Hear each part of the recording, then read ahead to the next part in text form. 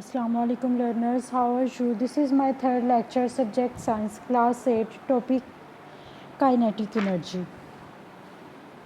Kinetic energy is the energy an object has due to its motion and movement. किसी भी object की motion और movement की वजह से जो एनर्जी उसमें स्टोर होती है या एनर्जी प्रोड्यूस होती है, उस एनर्जी को हम क्या कहते हैं? Kinetic energy. All moving things have kinetic energy. This is why it is some time referred as a movement energy. जितने भी मूविंग पार्टिकल्स है, जितने मूविंग ऑब्जेक्ट है, उन सब की एनर्जी को हम क्या कहते हैं कि इनमें काइनेटिक एनर्जी है. तो इसलिए इस काइनेटिक एनर्जी को हम मूवमेंट एनर्जी भी कहते हैं. Although there are many form of kinetic energy, this type of energy is often associated with the movement of large object. The kinetic energy of an object depend on the both. जो kinetic energy है वो depend करती है किस पे depend करती है? Two things पे डिपेंड करती है, मैस एंड इट्स वेलोसिटी. किसी भी ऑब्जेक्ट की मैस और इसकी वेलोसिटी मीन स्पीड पे जो काइनेटिक एनर्जी होती है उस ऑब्जेक्ट की मैस और उसकी वेलोसिटी पे डिपेंड कर रही होती है, उसकी स्पीड पे. जिस ऑब्जेक्ट का जितना ज़्यादा मैस होगा उसकी काइनेटिक एनर्जी उतनी ही ज़्यादा होगी. For example, an aeroplane has a large amount of kinetic energy when it is flying because of its large mass at high velocity. अगर आप एरोप्लेन की बात करें, फ्लाइंग एरोप्लेन की बात करें, तो क्या होता है कि उसकी जो काइनेटिक एनर्जी होती है वो बहुत ज़्यादा होती है क्योंकि उसका मैस बहुत ज़्यादा होता है और उसकी वेलोसिटी मीन उसकी स्पीड बहुत ज़्यादा होती है.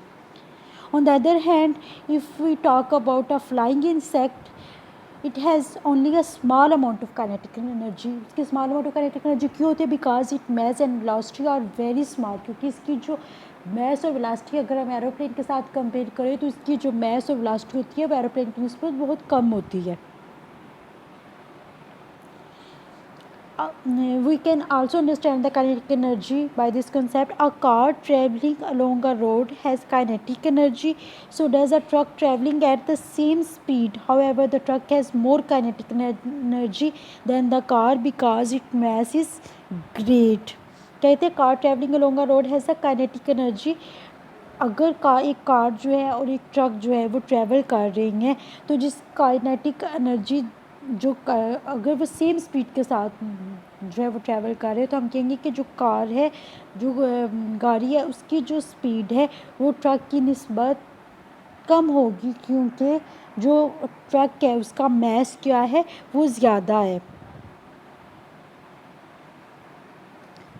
इसलिए जो ट्रक है उसकी काइनेटिक एनर्जी जो कार है उसकी काइनेटिक एनर्जी से ज़्यादा होगी. By doubling the speed of a moving object its kinetic energy increase 4 time. अगर हम किसी भी ऑब्जेक्ट की स्पीड को, अगर हम कार की स्पीड को डबल करेंगे तो उसकी काइनेटिक एनर्जी उसके 4 गुना हो जाएगी. क्योंकि अगर आप काइनेटिक एनर्जी के फार्मूले की बात करें तो ये हाफ एम वी स्केयर होता है कि अगर हम स्पीड को डबल करेंगे तो जो उसकी जो अगर उसकी जो स्पीड है वो 4 टाइम इंक्रीज हो जाएगी. This is why moving object like car can cause a much damage. By doubling its speed a car will need 4 time the distance to stop it.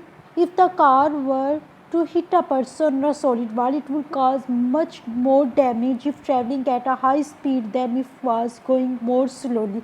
इसकी अगर कार की स्पीड ज़्यादा होगी तो इसकी काइनेटिक एनर्जी 4 टाइम ज़्यादा होगी उसकी स्पीड की निस्बत.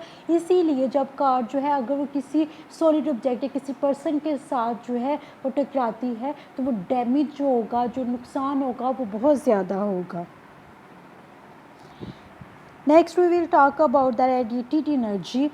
Radiated energy is energy carried as moving electromagnetic wave. Radiated energy जो होती है वो electromagnetic wave के थ्रू जो energy transfer होती है, जो एक जगह से energy obtain करती है, उसको आप क्या कहते हैं? Radiated energy कहते हैं. These waves carry energy through space. The sun radiate light. Transmitter radio wave to antenna also card the areas for the telecommunications. अगर हम बात करें रेडिएटेड एनर्जी की तो जो इलेक्ट्रोमैग्नेटिक वेव के फॉर्म में जो एनर्जी ट्रांसफ़र होती है उसको अब कहती है रेडिएटेड एनर्जी. और ज़्यादातर स्पेस पे जो सन से अगर आप कह रहे हैं कि अब सन से लाइट एनर्जी ऑब्टेन कर रहे थे, तो अब किसके थ्रू कर रहे थे? अब रेडिएटेड एनर्जी के थ्रू जो है वो ऑब्टेन करते हैं. अगर हम रेडियो टेलीस्कोप की बात करें तो उस पर जो सिग्नल्स होते हैं, तो आप कह रहे हैं कि हमारे टीवी के या रेडियो के जो सिग्नल्स आ रहे हैं डिफरेंट एक जगह से दूसरे जगह, हम रेडियो में जैसे हम सुनते हैं सॉन्ग सुनते हैं या वैसे न्यूज़ वगैरह सुनते हैं,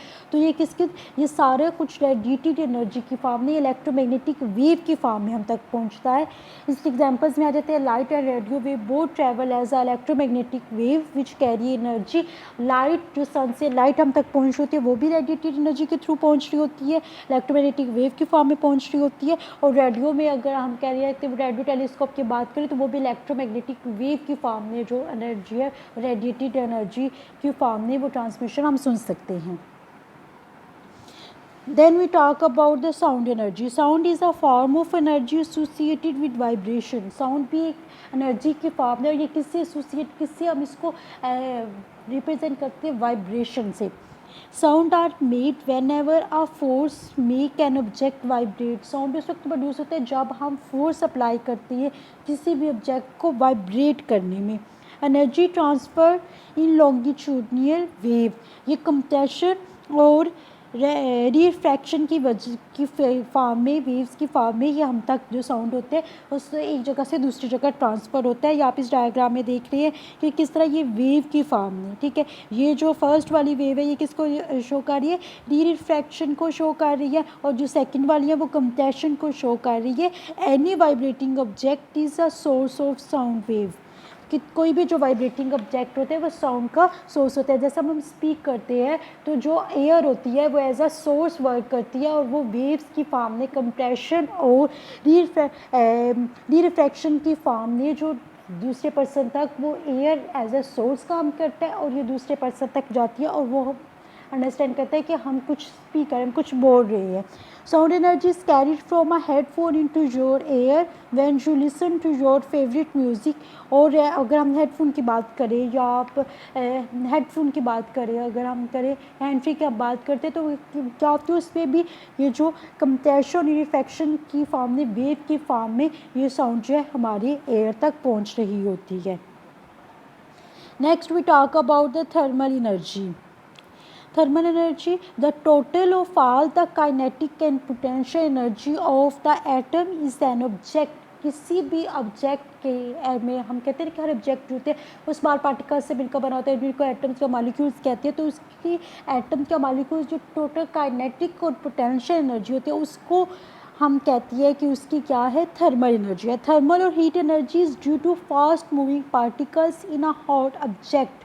ठीक है, थर्मल एनर्जी हम किस पे डिपेंड करते हैं कि पार्टिकल के मूवमेंट पे डिपेंड कर रही होती है। अगर किसी पार्टिकल या किसी ऑब्जेक्ट का टेम्परेचर ज़्यादा है तो वो उसके जो पार्टिकल्स है उसकी मूवमेंट ज़्यादा होगी, तो हम कहेंगे कि ये जो हॉटनेस है ये क्यों है, ये थर्मल एनर्जी की फॉर्म में है। When a hot object cool down its atom and molecule slow down and lose energy to the surrounding. अगर हम किसी हॉट ऑब्जेक्ट को कूल करें तो उसके जो पार्टिकल्स हैं उनकी मूवमेंट स्लो डाउन हो जाती है और वो एनर्जी को लूज़ कर देते हैं। फॉर एग्जाम्पल अगर हम टी की बात कर रहे हैं, इफ़ अ कोल्ड मिल्क, अगर हम if a cold milk is added to this hot tea, अगर हम इस हॉट टी में मिल्क को ऐड कर दे, the tea lose thermal energy and get colder. जो टी है वो अपनी थर्मल एनर्जी को गेन करेंगे कि उसमें हम कोल्ड उसको कूल कर रहे हैं तो उसके जो पार्टिकल्स की एनर्जी जो है वो स्लो डाउन हो जाएगी। And the milk gain the thermal energy and get warmer. और जो मिल्क हम ऐड कर रहे हैं वो कूल है तो वो क्या होगा, वो उसमें से जो टी है उसमें से एनर्जी, उस हीट एनर्जी को ऑब्टेन करेगा, उसके पार्टिकल मूवमेंट ज़्यादा हो जाएगी और वो हॉट हो जाएगा। If we talk about the electrical energy is the energy carried by moving electron in an electrical conductor। जो इलेक्ट्रॉन की मूवमेंट से एनर्जी प्रोड्यूस होती है उसको हम क्या कहते हैं, इलेक्ट्रिकल एनर्जी कहते हैं। If we talk about in electrical circuit a current is the flow of negatively charge electron. हमें पता है कि एटम जो होता है वो 3 टाइप के पार्टिकल्स से मिलकर बना होता है, proton, neutron and electron. Proton पे पॉजिटिव चार्ज होता है, न्यूट्रॉन पे कोई चार्ज होता है, इलेक्ट्रॉन पे नेगेटिव चार्ज होता है। जो इलेक्ट्रॉन की फ्री इलेक्ट्रॉन की मूवमेंट की वजह से जो एनर्जी प्रोड्यूस होती है उसको हम क्या कहते हैं, electrical energy. Moving electron can transfer energy from a battery और the main to any electrical devices such as a light bulb. और जो इन इलेक्ट्रॉन की मूवमेंट एनर्जी होती है वो हमें एनर्जी प्रोवाइड करती है कि कोई भी डिवाइस जो होता है वो ऑन हो जाए। For example good conductor like this copper wire can easily transfer electrical energy. The ये जो कॉपर वायर है इस पे इलेक्ट्रॉन फ्रीली मूवेबल होते हैं और ये इजीली, ये कंडक्टर है और ये इलेक्ट्रिसिटी को बहुत इजीली कंडक्ट कर सकते हैं। और इनके अगर आप सराउंडिंग में देखें तो ये plastic sheet around the wire, इसकी प्लास्टिक शीट इनको कवर किया हुआ है। जो प्लास्टिक शीट होती है वो इंसुलेटर होती है, उसमें से इलेक्ट्रिसिटी या हीट पास आउट नहीं कर सकती, इसलिए जितनी भी वायर्स होती है उनको सराउंडिंग में या तो प्लास्टिक की कवरिंग होती है या फिर हम कोई ऐसा ऑब्जेक्ट यूज़ करते हैं जो इंसुलेटर हो, जिसमें से इलेक्ट्रिसिटी कंडक्ट ना कर सके। After reading, you can learn and write the answer of the following question. What is kinetic energy? What two things does kinetic energy depend on? Kinetic energy is the energy an object has due to its motion or movement. Kinetic energy depend on the mass and velocity. Question number 7. What is radiated energy? Give two examples of radiated energy. Radiated energy is energy carried as moving electromagnetic waves. Examples are light and radio wave.